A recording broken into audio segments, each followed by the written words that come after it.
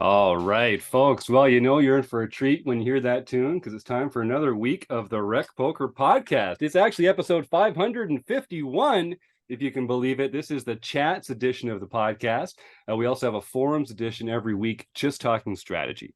Now, I'm your host, Jim Reid, Blusterini in the home game and at RecPoker Jim on Twitter. And I have the best freaking job in the world, talking poker with my friends here on the podcast every Monday night at 7:30 Eastern, live on YouTube. And you can join us every week for free and win a prize just for showing up. Now, we're going to talk to our guest, Mark Zhang, in just a moment. But first, I have to thank our sponsors, the Running Aces Hotel, Racetrack, and Casino. It's just an hour north of the Twin Cities in Minnesota, and you can find out more details by going to runaces.com. We're going to have our own little event happening there in the next couple of weeks. More details about that at the end of the show. So, most of what we do here is free. We're a largely volunteer-based organization, so we depend on support like our sponsors and also from our premium members who take part in our training material and study opportunities for only $15 a month. Premium members like Eric Weinraub. I don't know if I mentioned Eric at the end of the year. Thank you for your support. Eric's got some cool projects of his own in the poker world coming up, and I can't wait to get to know him a little better.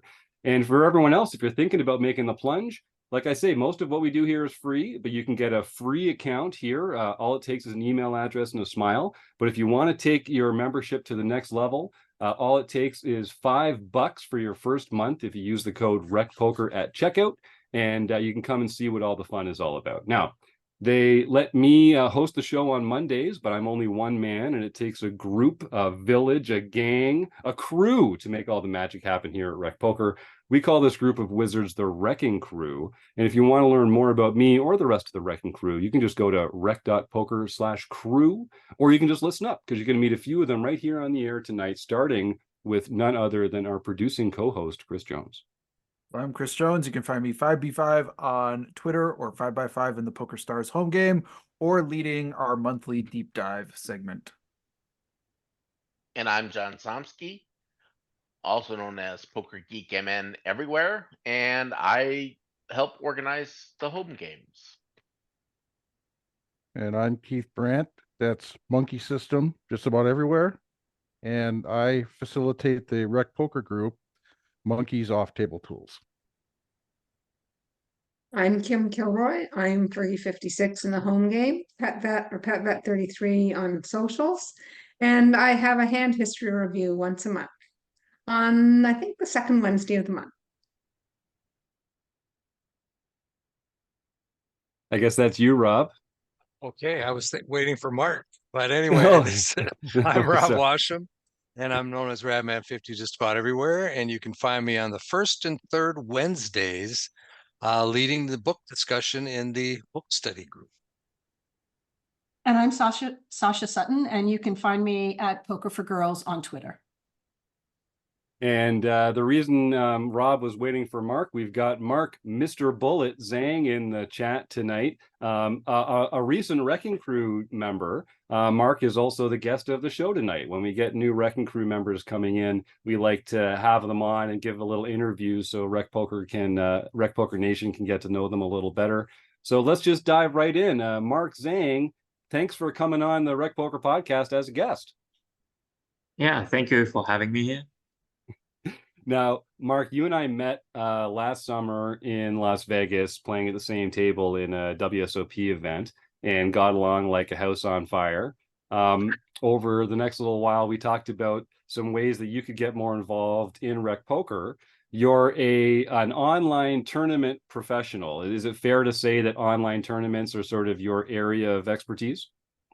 Yes, that's what I've been playing for the last 2 years, I believe. And it's been great getting to know you a little better. You've got some amazing skills. You've got some fantastic knowledge to share with our group.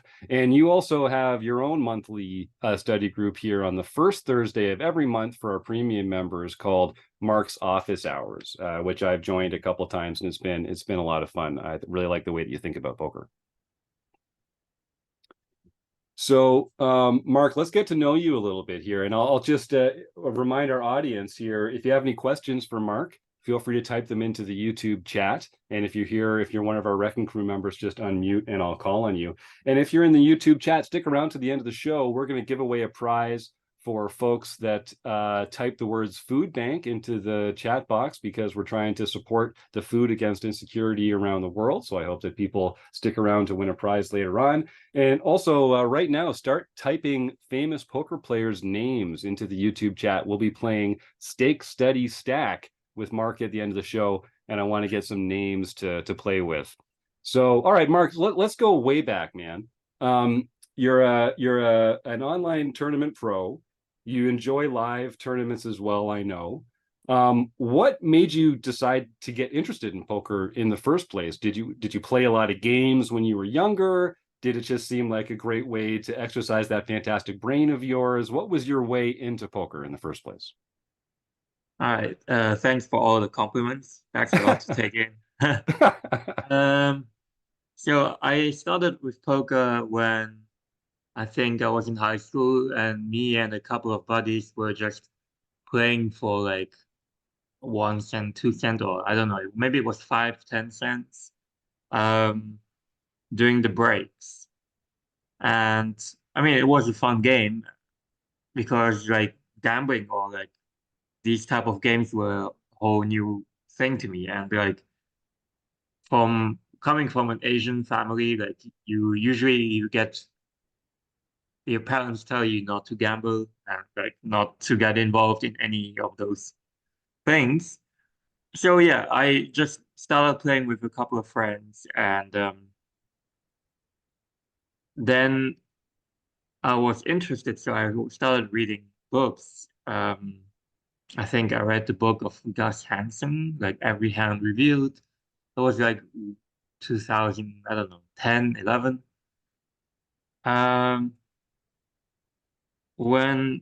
So I started also depositing $50 online and I played $5 sit and goes just to try it out.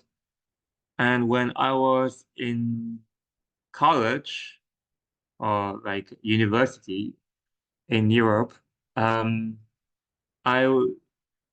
played poker to actually just pay rent.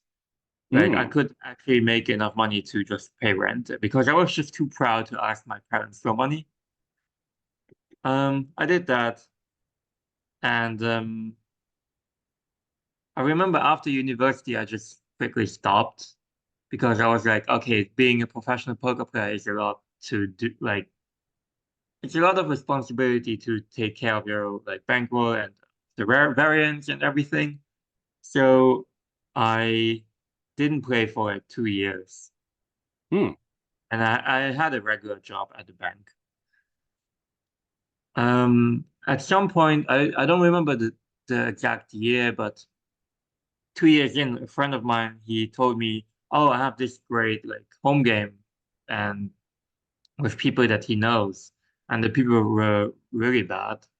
So I went there and I was just crushing this 1-2 game. I think at this point I was starting to consider it. I wasn't fully like sold. What actually made me become professional is when I believe it was 2017 during the EPT in Barcelona. I just ended up playing 1 month of cash game, and I was making like a 2.5, and I ended up running really hot and making like $25,000 in 1 month. So I was like, okay, maybe I could give this a try. That's actually the point where I was convinced I could give it a try.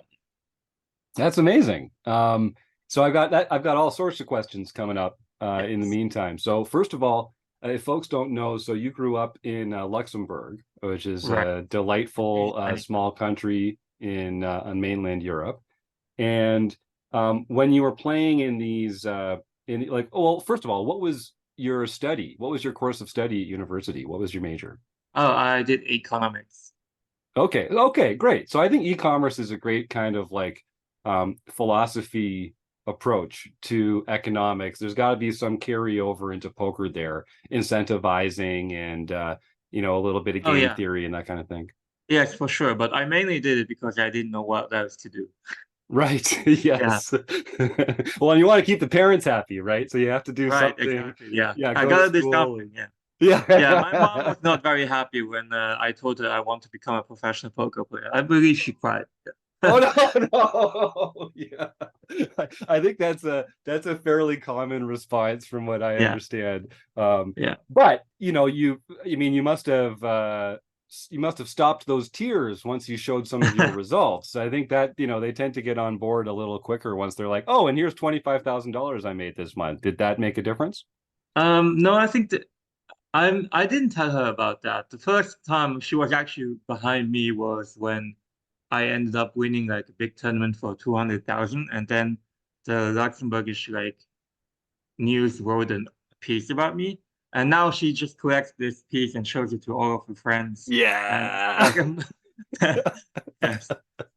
It's Oh, that's embarrassing, but at awesome. the same time, No, like, it's yeah, of course. She's proud of you. She got her yes, baby boy yes, in the obviously, yeah. newspaper. Yeah. Oh, good for you, Mark. That's great. Yeah. And I mean, so you've had some great success. Let's talk about that a little bit. So, not a lot of players get to brag about six-figure scores. You've had a few very large scores. Have they all been in online tournaments, like you were saying? I think my biggest live cash was like 30-ish thousand, which it was at the EPT 2 years ago in the 1K, and they had record numbers. It was like 6,000 entries, and 1K was 6,000 entries, and I think when we were 15 left, I was like second or third in chips, and I just took a massive beat, and I ended up being 13th. It was like 600,000 for first. So yeah, that one stings. Yeah. But online, yeah, most of my scores have been online.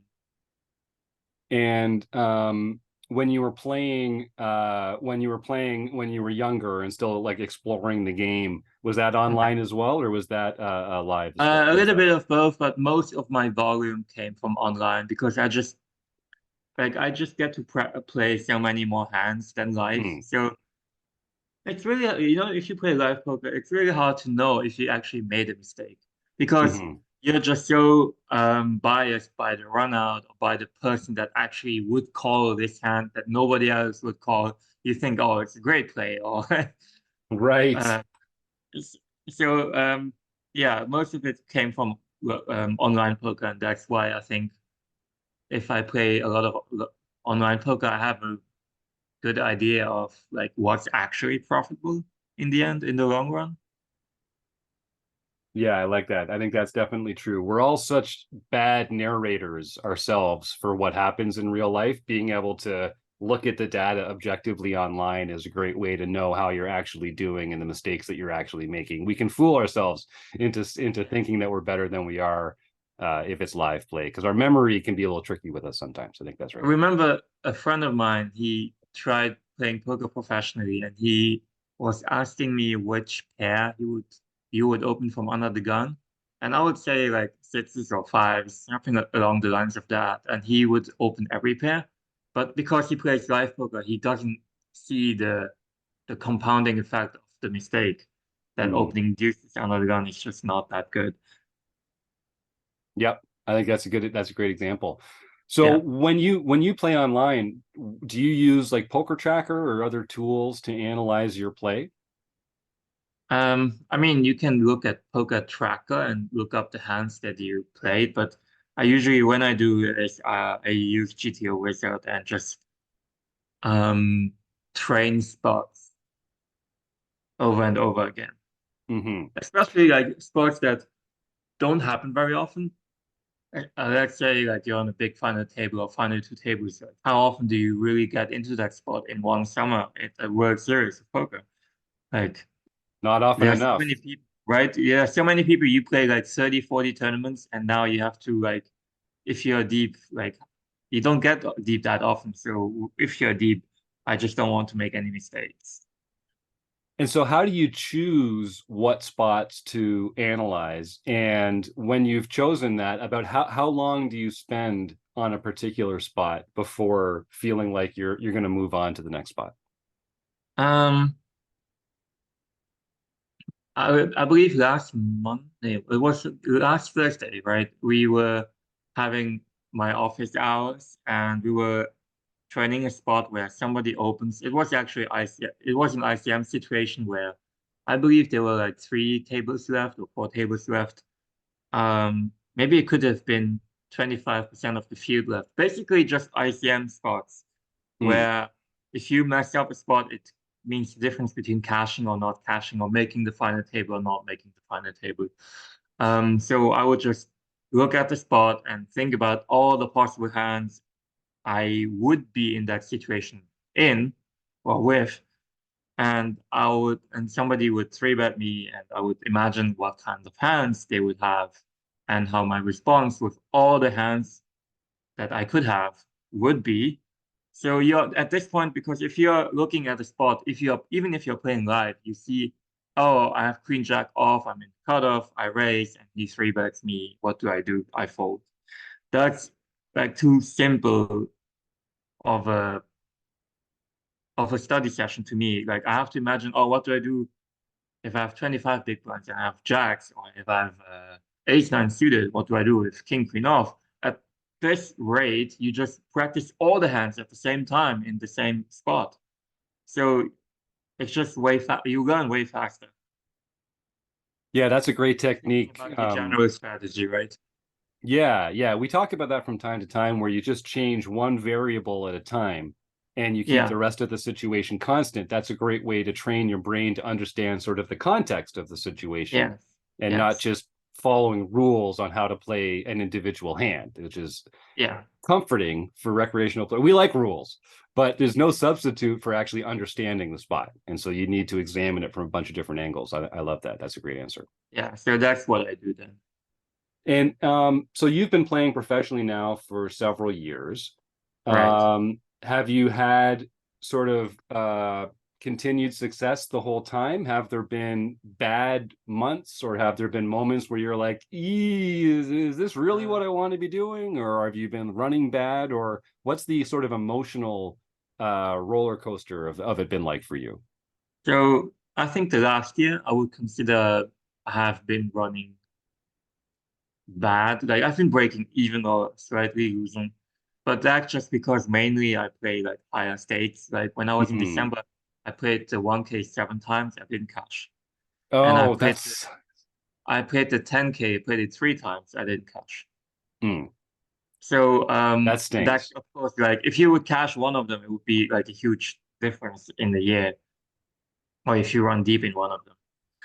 Because it's like 5.5 million for first or 1.4 million for first. So like it's a huge, tournaments are huge variance. So I do have like people that stake me or like buy action. Yes, sometimes it is tough to like just to be a tournament professional, because if you don't win the necessary flips in the end, it's basically the difference between a winning and a losing year. What can you do about it? Pretty much nothing. You can just play and play your best next time and do your best every time. Try to win the maximum every time you get. Like, don't, when you have top set, don't pot it, right? Just find a line that will make you more money in the long run.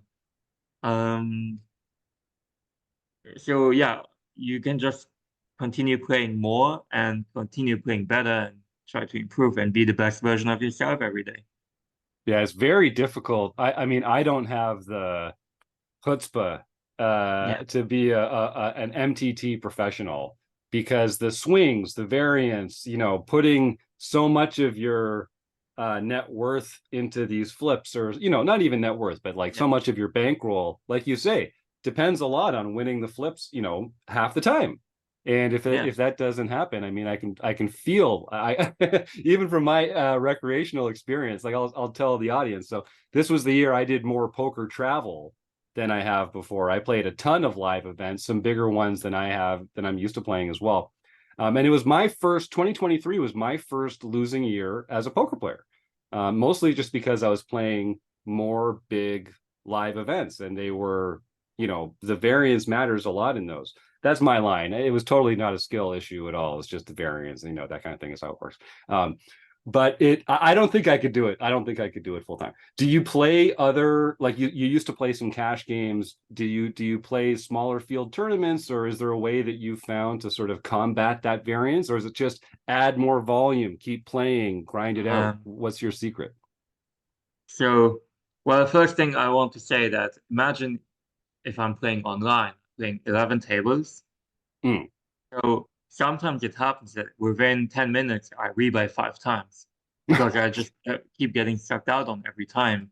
And at the same time, like on the screen, on the table on the top left, I have like a final 2 tables deep run where this could actually save the session. And it's just hard to like keep your focus and not be faced by a 2-outer, a 3-outer, a gut shot on the river, whatever it can be. Like it's just part of the game. You signed up for it, so you have to suck it up. Everyone gets those bad beats, and it's just how you handle it. Yeah, that's true. I'm just more, I think, mentally resilient than other people. Yeah. Yeah, and you've talked about like not turning down spots because when you know a spot is plus EV, you're going to take that spot because you have to squeeze every bit of equity of EV out of these spots. I remember a spot I had. I don't know when it was, but like it was this year. It was a tournament. I just sat down. I bluffed 2 or 3 hands in a row. I got caught every time, and then the fourth hand I opened because it wasn't open, and I ended up bluffing again on the river because I was like, you have to do it. So I actually did it, and it worked out. And it's just like, I'm not too fazed by what happens prior to a hand. I try not to be. Everyone is at some point, but it takes a lot to actually get me going. Yeah. Yeah, that seems like that would be a good skill for a poker player. Sasha, you had a question, I think. Thanks, Jim. Mark, it is delightful to hear your story, and I love getting to know you, and I really appreciate your modest beginning. I'm going to butcher this quote. I think Laura Eisenberg has been on this podcast, but Laura recently said, tournaments are like a film whose script has already been written. I commend tournament players. I started there and migrated early to cash. But I appreciate your very strong mental game work. I want to just shout out this idea of live versus online, the hand exposure. I do use online micro stakes as kind of a home gym at times, just to give me that hand exposure as a live cash player.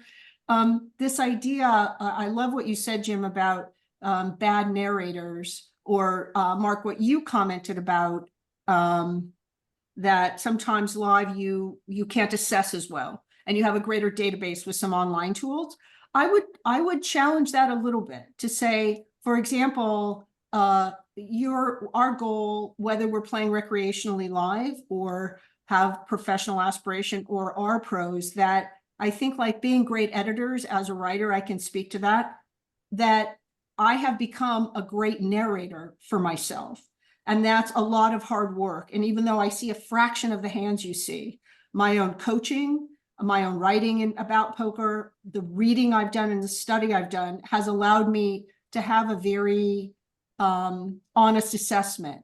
I recently figured out, for a number of reasons, why, even looking at various ranges from players that I trust, why small pairs under the gun or early are less desirable for lots of reasons. And I've come to that conclusions even live. I've come to those conclusions without seeing, without having some of the online tools.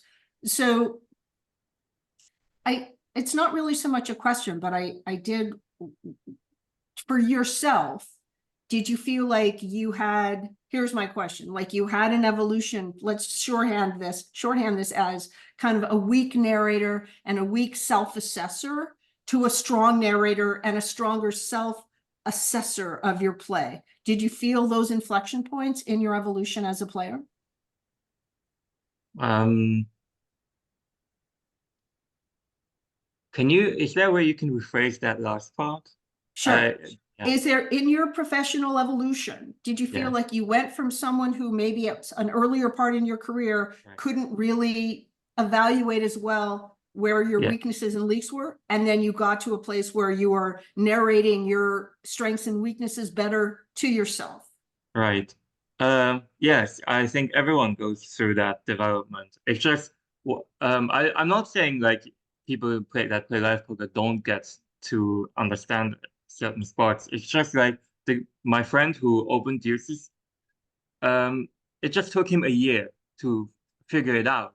Like you will eventually figure it out, but like when you look at online, you figure it out in like 2 weeks or 1 week because the compounding mistakes that you make is just you can see it right away.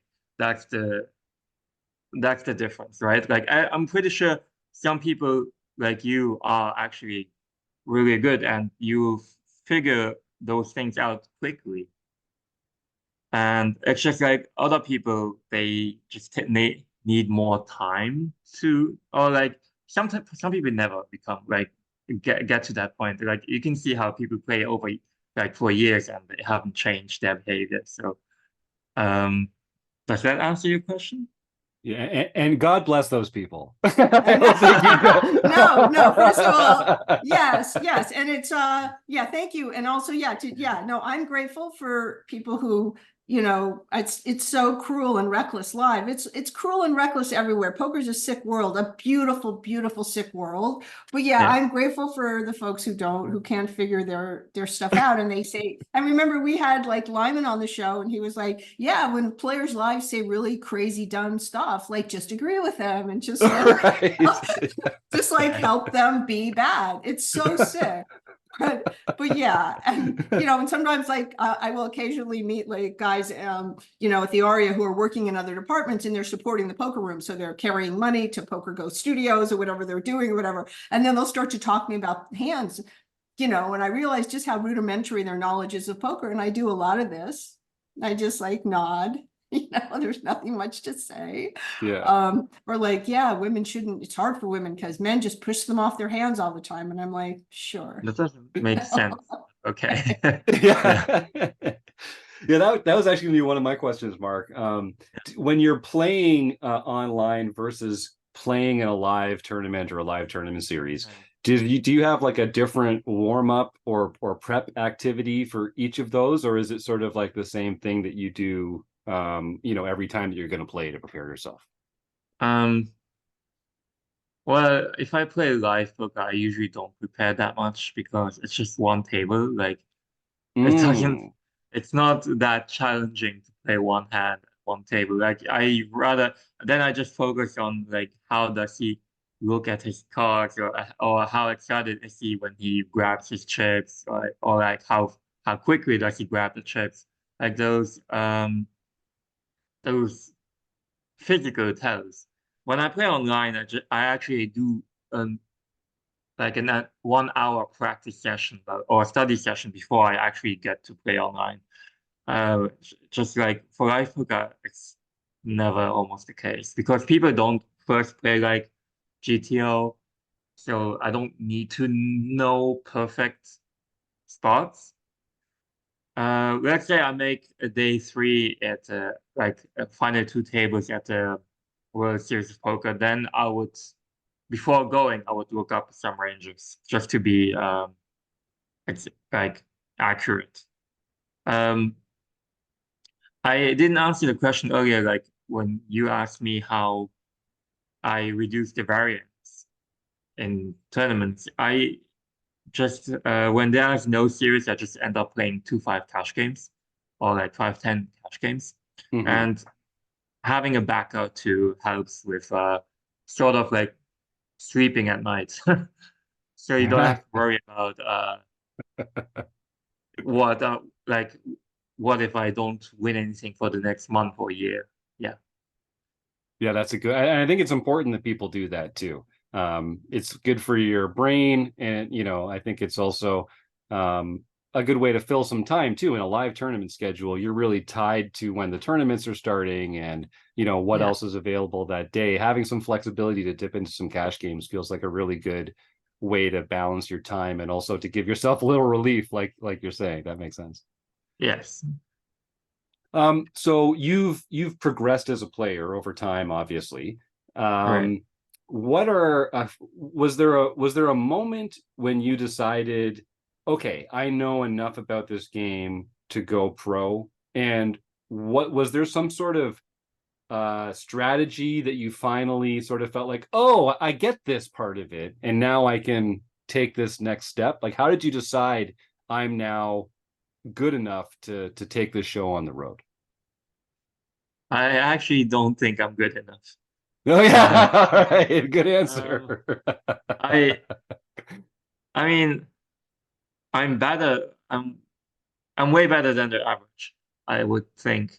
But I always compare myself to like just the next tier of people above me. So I have 2 or 3 friends, they play the Triton events, and I'm comparing myself to them. So I actually want to get to that level, and it takes a lot of effort and dedication, of course.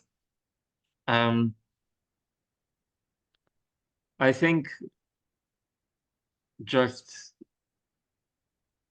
it's like the way I'm getting there is just like studying every day and just I mean, not every day, but whenever there's a series around, like for the World Series of Poker, like I would start prepping in April or March. Right, that's what I would do. I'm not sure if I answered your question. Sorry. No, I think it's about that sort of mindset. Sasha's got another question, but I just want to ask, so can you name a few of those players that you feel like you're aspiring to be like, or that you'd like to match them in time? Who are some of those players? One of them is Roman Rabic. He played some Triton events and he did quite well online last year. I think he won over 1.5 million online. Another friend is Daniel Smilskovic. He also played some Triton events. He also finished second, where Negrano finished first in the PokerGo tournament at the area, like I think a couple of days ago. Then I recently, I think I'm gonna join Bit B, which is a staking group hosted by Patrick Leonard. Oh yeah. So I think when he shares some of his knowledge, it would make me also a better poker player, because I learned actually a lot just watching some of his hands on Instagram whenever he plays. I love that. That's a good one.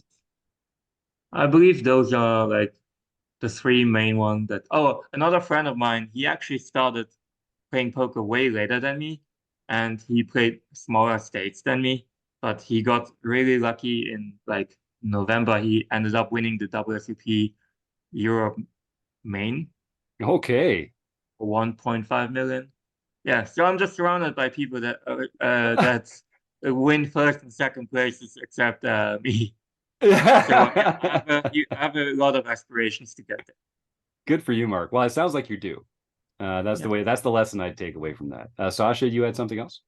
Yeah, I love what you're saying, Mark. I saw Eric Seidel again yesterday at the RE, and I'm so cool. You know, I just pretend I don't really recognize him or whatever. Like, but Eric, you have Eric's modesty, and Eric's modesty and beautiful humility has carried him across like 3 decades in poker. So I think you're well on your way. I love that I've watched some of the Triton cash streams. My mind is just blown. No drugs necessary. Just the level of plays. I love that you're aspiring in that way. I wanted to circle back to something that that Jim said about like we like rules.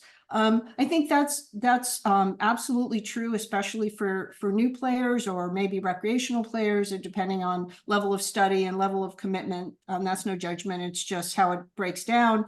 And I've written about the importance of kind of having those expectations and how dangerous that can be to sort of play poker by the rules in some sense, or by the book.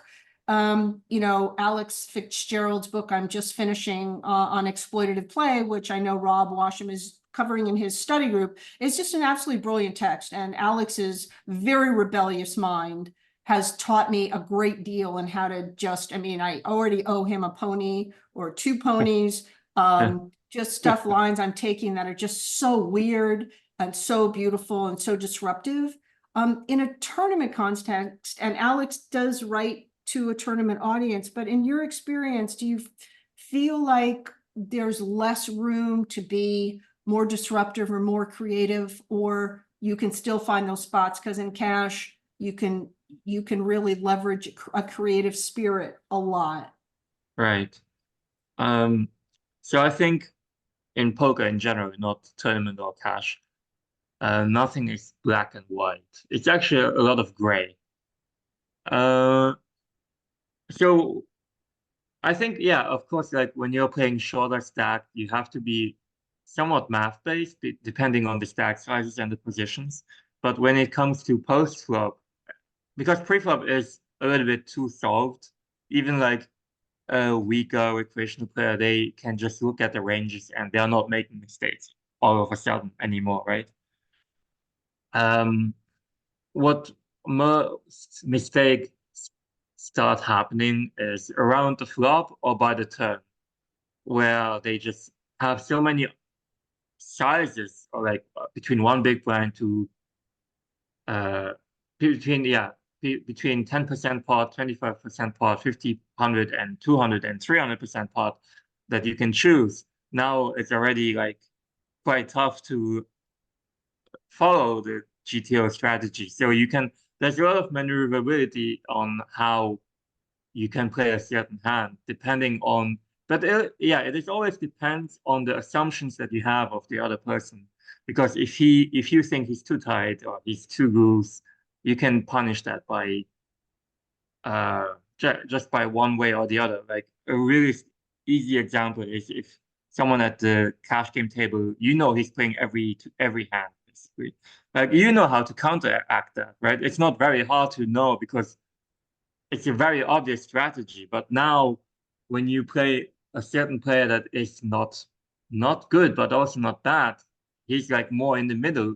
And now you have to figure out like what's the middling part, like in which part he is actually weak. Because he's not gonna misplay pocket aces or pocket jacks, whatever. But he might misplay King 8 suited against the big blind on 10-7-4.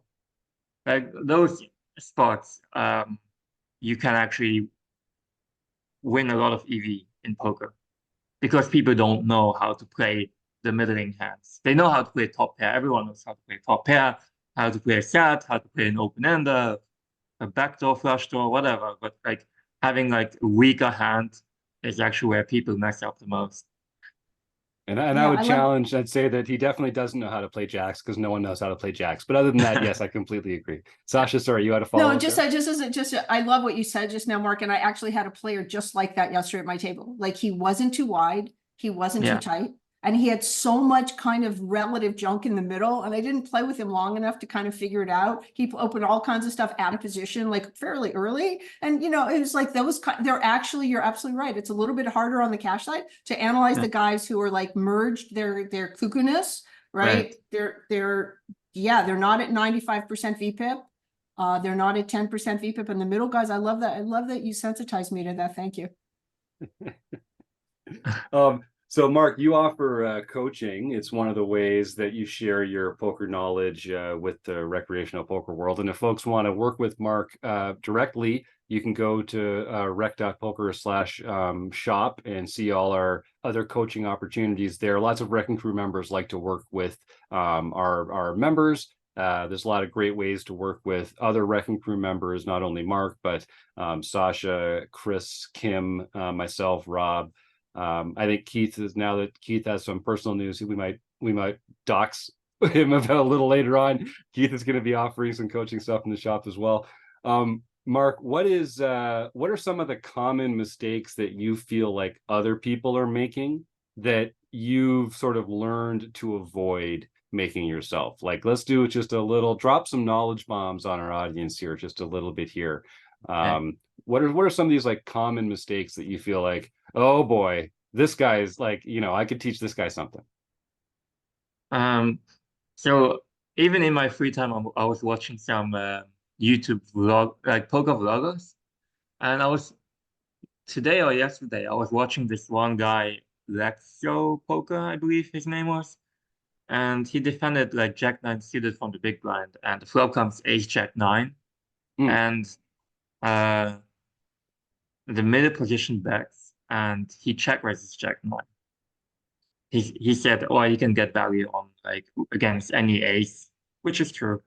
But the problem is like this hand does not check raise because there are no turn or river cards that benefit you.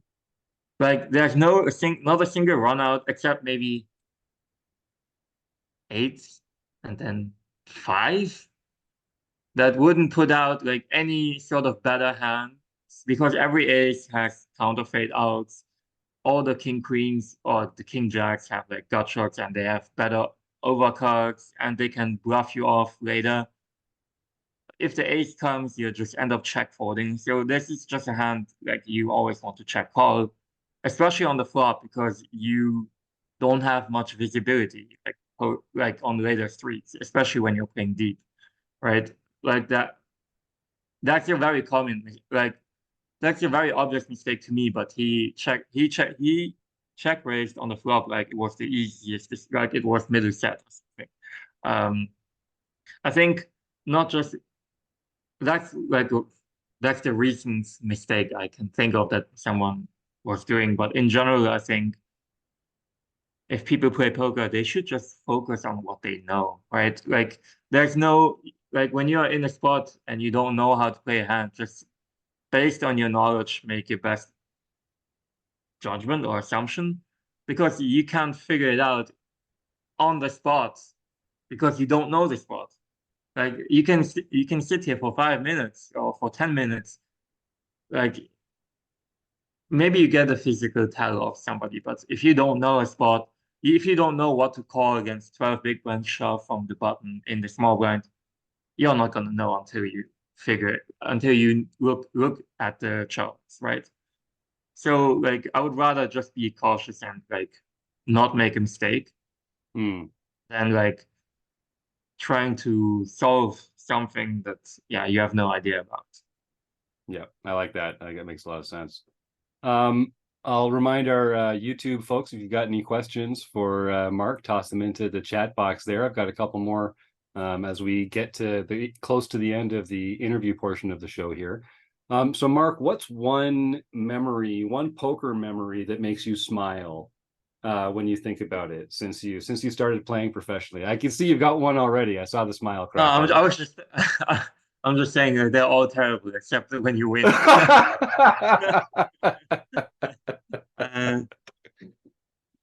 So I mean, maybe your mom pulling out the newspaper clipping. That one's gotta get the pearly whites out there a little bit. But yeah, give me another one. That was good. But I think just like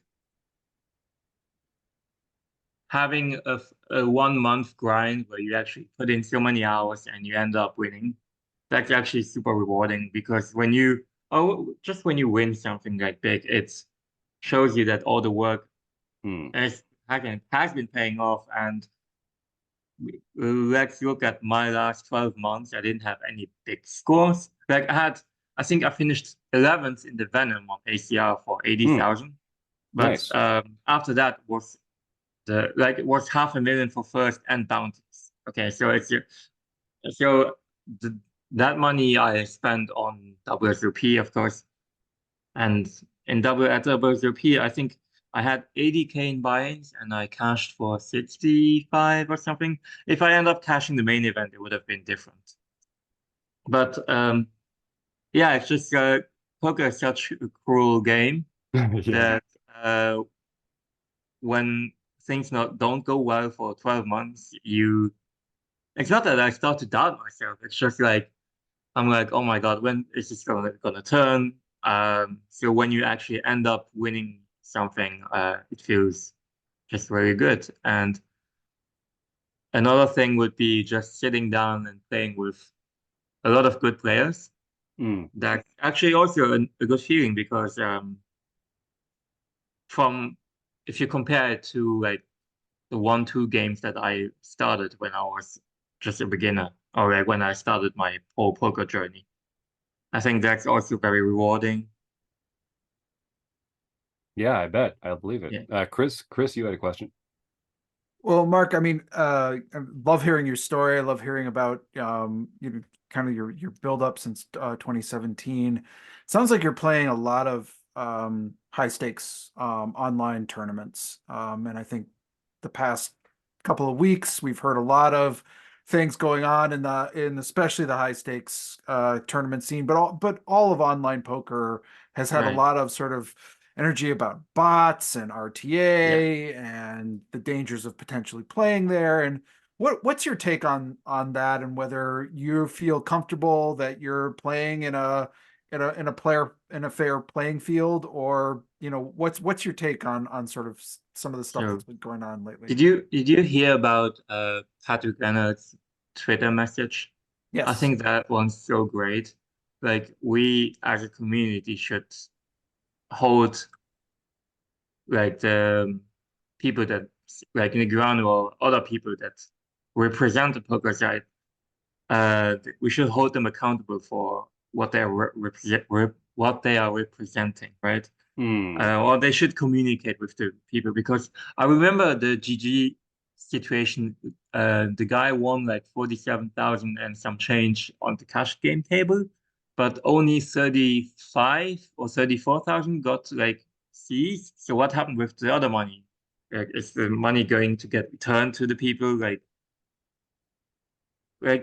I agree with Pax that they are not cheating like GG, they are cheating us, they are cheating our money. It's our money that we put in, our trust. At the moment, I have not been playing a lot of online poker. Not because of that, just because there's no like huge series going on. Like I think the Venom on ACR is happening in the next week or in the next 2 weeks. I might play that. It's a 2,600 PKO with 5 million guaranteed.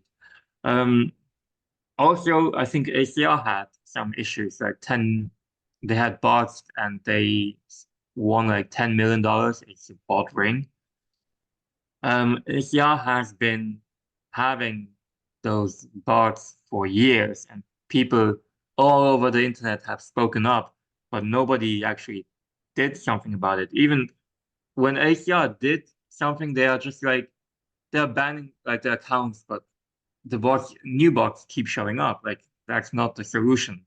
You have to like implement more security. Like maybe like an idea would be to have actually a face cam on when you're playing, you know. But like I'm not a specialist in that field on how to regulate it better. Like I would know they have done the GTO fair play check or whatever it was. I think that's helpful. That it did help catch some cheaters. I think that's all what I have to say about that. Yeah, well said. So we're getting close to the end of the interview here. If folks want to find out more about Mark Zhang and his story, you can go to rec.poker/Mr. Bullet, and you'll find Mark's RECing Crew page there with some stories and links and photos of his recent success and getting together with Rec Poker members and that kind of thing. And I'll say again, if folks want to work with Mark or other members of the RECing Crew, you can go to rec.poker/shop/coaching, and you'll see all the different RECing Crew members there and find someone to work with. Mark, have you taken coaching? Have you been coached by other people? And why was that important? And like, what do you get out of that you can't get from just studying on your own?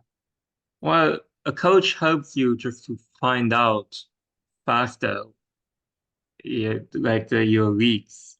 Like sometimes you do things because you think it is right. Especially like people. Here's the thing: people think when there's a flush draw, you always have to protect against the flush draw. Mhm. That's like people care a lot about protection, the flush draw. But if the guy is gonna chase down the flush draw anyways, like you're not really protecting because you can't bet. Let's say you have a weak pair. Let's say you have queens on king 9 8 6, and you're betting for protection. You can't really bet too big because at this point you're value cutting yourself, but at the same time, so you choose a size where he actually has the odds to call anyways, and you're not actually winning anything by protecting it. What ends up happening is you're actually folding out that part of his range where he has like 10% to improve. You're supposed to keep that in, to keep that 10% in the hand. So he might bluff the river and you can bluff catch. Because you're losing the same bet on the turn when you bet and he calls and he gets there, or the flush comes on the river and he bets and you call it off. It's actually the same bet, but you actually gain that additional bet from that 10% hands that have zero equity against your hand, right? So I don't know I don't know what your question was, because I was just thinking of like I was making up a spot. It took all my mental capacity. What was your question again? No, I think you actually nailed it. I think that because Andrew Brokus talks about that sometimes on the Thinking Poker podcast about how we can't protect against the flush against draws because they're not going to fold anyway. We'd have to use a size that was so large it actually doesn't benefit our hand to use that kind of a sizing. Yeah. So I think that makes perfect sense. Sasha, you had one very question? quickly, Mark, I'm glad you brought that up because Ed Miller actually talks about flushes are so rare compared to straight draws.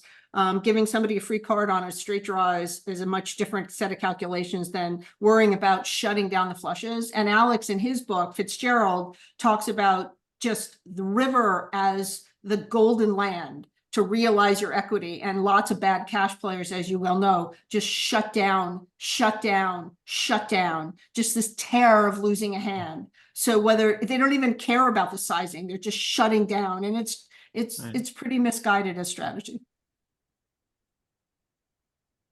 Right on. So, we're going to wrap up the interview here. Mark, we've started a couple new segments at the end of the show for our guests.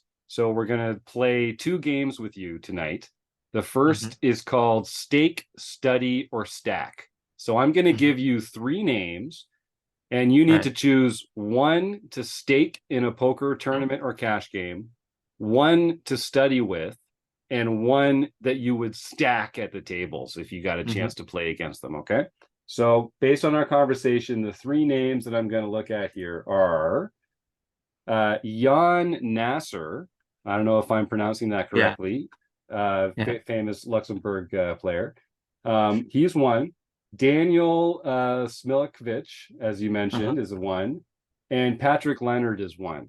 So you can stake 1, study with 1, stack 1. What's it going to be with those 3 names? So stake, study, and stack.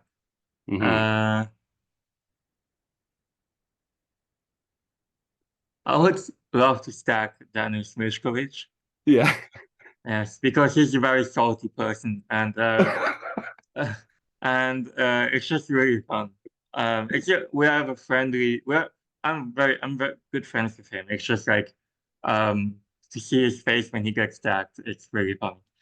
Good answer. I would study with Pags, and I would stake Jan. There you go. I thought I was giving you a bit of an easy out there with pads because I know you want to do some studying with them anywhere, but those are good answers. All right, so then the last thing we're going to do, Mark, and then I'll encourage folks to start typing the words food bank into the YouTube chat, and we'll give away a prize at the end of the show here because we're getting to the end of the interview. We're going to do our speed round, Mark. So this is what we call closing the action. This is a rapid fire series of questions. I want really fast, quick answers, just like boom, boom, boom, boom, boom. Okay, speed round. Okay, to get a drink because it's gonna we're coming at you hard. hard and fast, speed round, closing the action coming up. And if you can say pass, if you don't have an answer, you can say pass. Okay. All right, we're going to start with an easy one. What is your favorite poker hand? Aces. Good one. Is poker a gamble game or a skill game? Skill game. What's your biggest poker pet peeve? When somebody takes too long. Yeah. When somebody tanks for no reason and then folds, I hate that. Nice. Is Die Hard a Christmas movie? Yes. Good. See, we didn't phase them. Is Ace King a drawing hand? No. Are you pro chop or no chop? No chop. Is a hot dog a sandwich? Yes. Should vacations be lazy or busy? Lazy. What's one thing that you're afraid of? Pass. Name one cartoon character that you think is real. Bugs Bunny? I don't. Okay, there's a yellow light coming up. Do you speed up or slow down? Speed. And do you like to register early or late reg? Late reg. Okay, last question now. This doesn't have to do with poker. You can take your time with this one. Looking back on your life, whether it's poker or not in poker, someone puts a gun to your head and says, okay, Mark, you need to go back and do one thing differently. What's the one thing in your life you would do differently if you had to? Oh, buy Bitcoins early. Yeah, right. Great answer. Mark nailed it. He got the speed round. I'm just doing some quick math here. We got 416 points. Excellent work, Mark. That's great. Thank you. Fantastic score. So if folks want to get in touch with Mark, like I say, you can head on over to rec.poker/Mr. Bullet and get involved. Mark's study group that he runs, Mark's Office Hours, is on the first Thursday evening of every month. Go and check that out. And I just want to say thanks for joining the RECing Crew, Mark. You've been a great fit so far, and I can't wait to get to know you a little better over this wonderful year that 2024 is going to be. Thanks again. Yes, me too. All right, well, let's roll into the last section of the podcast here. If folks want to start typing the word food bank into the chat, we'll give away a prize in a few moments. But first, Keith, let's talk to you a little bit about here. You've got some personal news. Can we share it on the podcast? If so, unmute and dive right in, boss. I can't wait to share this fantastic news. You've been looking forward to this for a while. Yeah, sure. I over the holidays I retired. I'm Woohoo! done. My working career is done. I got all kinds of time to study and play poker now. Amazing. And participate even more actively in rec poker. Like come to these Monday night meetings, which I often haven't done just because I'm too pooped at the end of Monday night. That's great. Now, Keith, you've been Keith's had a countdown on his phone for like the last 2 years, counting down to this retirement. So I know how excited you are, and you've talked about getting more involved in the learning activities around here, doing some coaching of your own now that you've got some time to dedicate to that. Do you have any like hard specific plans for how to use your time differently, or are you still just like breathing deep, relaxed breaths and just like not waking up first thing in the morning and just enjoying the lack of structure that an early retirement brings for a guy like yourself? Well, last week was the week of taking that nice deep relaxed breath and binge watching a couple of series. There you go. Now I'm back in business this week. And, there you go. My girlfriend and I are talking about moving out to Las Vegas. In fact, we're planning a trip down there for a couple of weeks next month to do some house hunting, and I'll also stick my nose into that Venetian MSPT event too. Oh, nice. February, from what I understand, is a much better time of year to be in Vegas than in Wisconsin. So good decision. Yep. Good decision. Keep the way to work that. It's almost up to room temperature by the end of February. Well, good for you, man. I'm excited for you, and I'm excited for our members that get to work with you directly now that you've got some more time. Congratulations again. Way to go. That's awesome. John Somsky, why don't we talk about some recent home game results, and then we can give away a prize and pat this baby on the bum and wrap this one up? Well, we'll start off with our No Limit Hold'em Championship Series. This is a game that happens on the first Wednesday of every month, and there is a Player of the Year points race that for who will win that. And this month in January, none other than PetBet33 Kim Kilroy got her Hey, first No Limit Hold'em Championship Series win this month. Actually, this year. congratulations, Kim. No surprise. Then a really mad guy, got his first nightly victory of the year. The very first victory of the year. That was January 1st. Bruce K54, Bruce Kiefer. Nice guy. I know. I think it's, I'd go Kiefer. That's how I. Anyway, he got his first nightly victory of the year. Let's call him Kelly, Bruce. yes, Kelly Stork got her first international victory for the year. Aces 54320. Kathy Chain got her first international victory for the year. Nice. And B Chip Charles Allen won the LPP event, so he can contact info at rec.poker for his free month at Learn Pro Poker. Yeah, Charles is no stranger to the winner's circle. Congratulations, my friend. And you'll love that free month at Learn Pro Poker if you haven't already tried it. They're one of our first learning partners. We love sending people over to Learn Pro Poker. Great site run by great people, and you'll find some fantastic knowledge there. Rob, you've been keeping track of some of our home game results for premium members with this new program we started last year, tracking the ROI for some select few. Do we have some results to mention this week?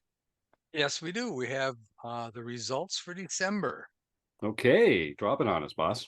Number 1, Keto Man 335.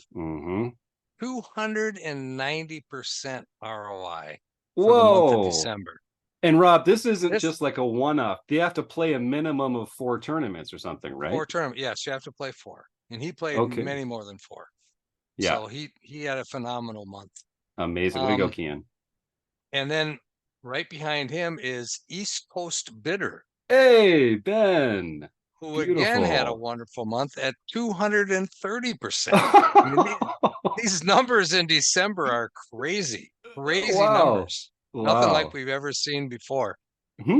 And cover your ears, everybody. Oh no, I know where this is going. Number 3. Oh god. Is Gopher Boy TJM. Oh man. Yep.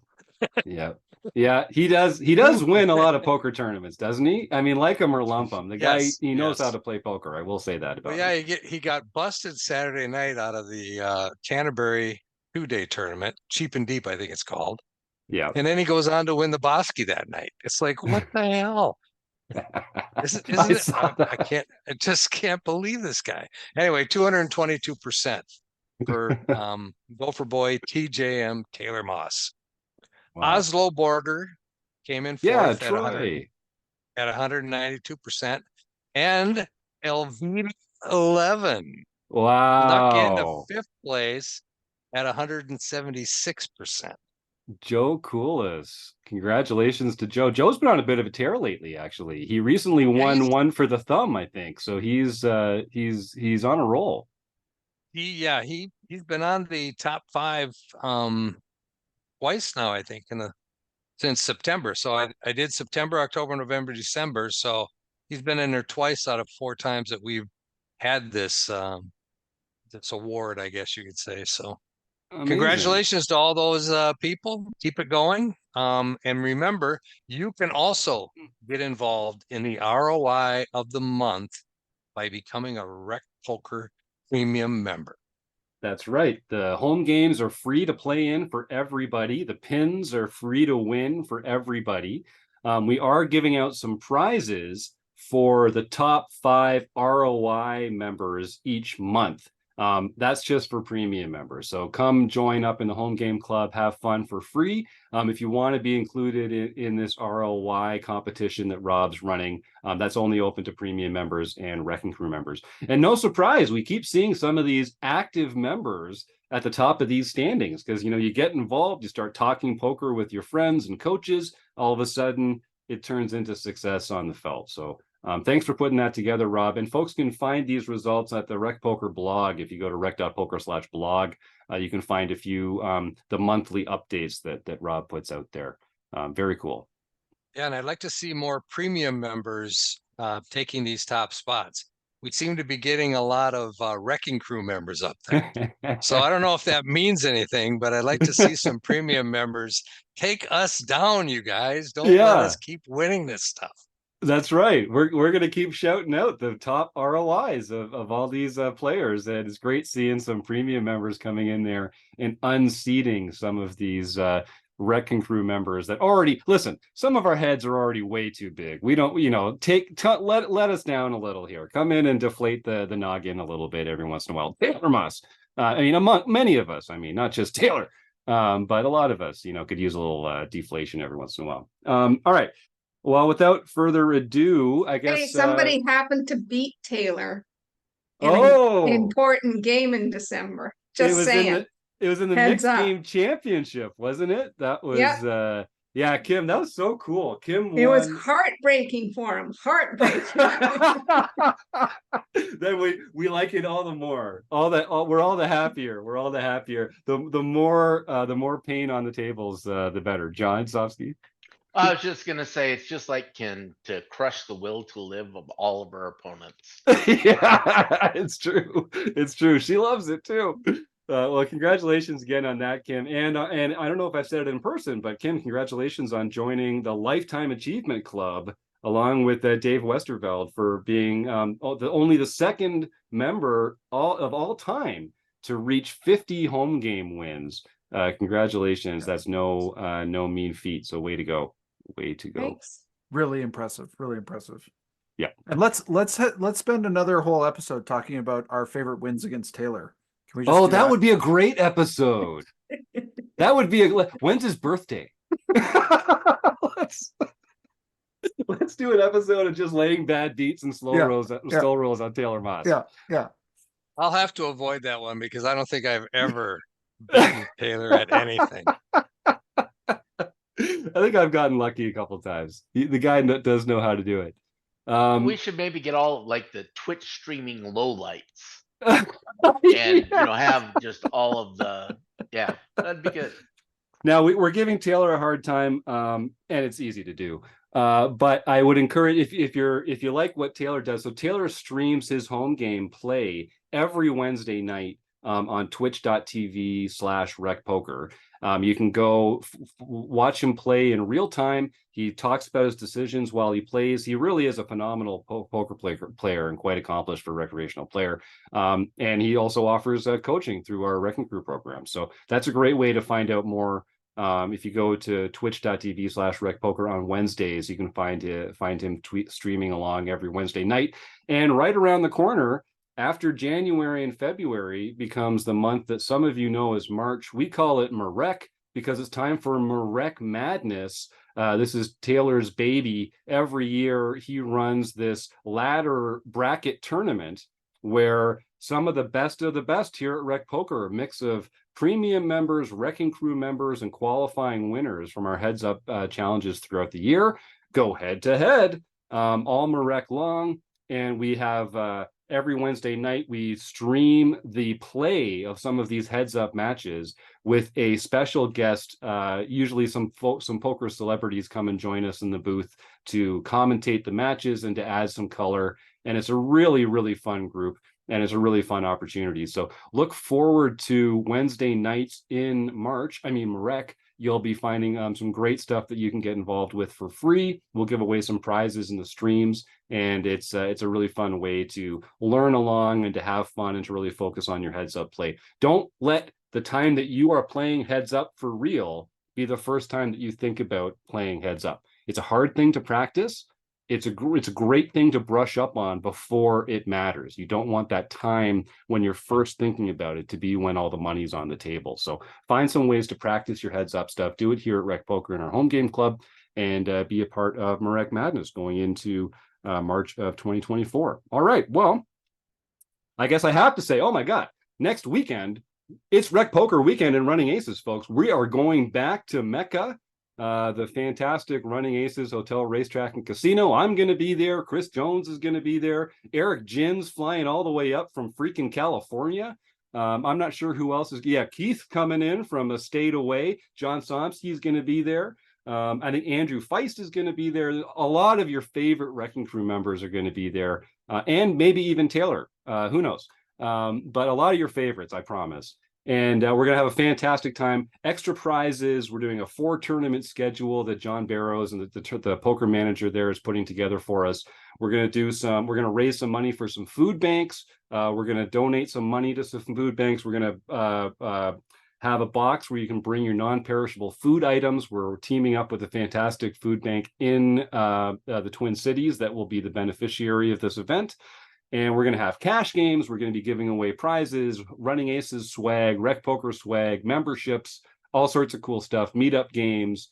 Yeah, don't miss it. January 19th and 20th at Running Aces. And if you go to runaces.com, you can find out some more details there. And if you have a player's card and you mention that you're coming for RecPoker weekend, you will even get a discount on your hotel room, folks. So don't say we never did nothing for you. Come on out on January 19th and 20th and join me and a bunch of my poker friends at Running Aces. It's going to be a lot of fun. So, you know what? We're getting kind of late in the show here. Not a single person has entered the words food bank into the YouTube chat. So we're not giving a prize away. If you want a prize, you're going to have to come to Running Aces next weekend, and we'll be giving away enough there to make up for it. So I'll thank them again for their sponsorship. We couldn't do what we do without them. So to John Barrows and everyone at Running Aces, we really appreciate your support. To all our premium members pledging $15 a month, it makes such a big difference to what we do here. We passed 100 premium members earlier, or just last year, which is a real pivot point for us. I'm so proud of what we've done here. We've got 1,500 community members. We got 900 subscribers on YouTube. Things are all moving in the right direction. So if you want to help out what we're doing here, being a premium member is a great way to do it. But if you go to rec.poker/support, you can also find some other ways to help us out without spending a dime. And we really do need all the help we can get. So we appreciate all your support, folks. Liking and subscribing, signing up for things that we do. There's lots of ways to get involved. And I want to thank everyone else who made 2023 really a fantastic year for RecPoker. So without further ado, thank you to our guest, Mark Zhang. Thanks to Sasha Sutton, John Somsky, Rob Washam, Kim Kilroy, Chris Jones, Keith Brandt. I'm Jim Reid. Thanks for listening in. And you, the listeners, we couldn't do it without you. So have a fantastic week, and we'll see you again soon on the RecPoker Podcast. Have a good night.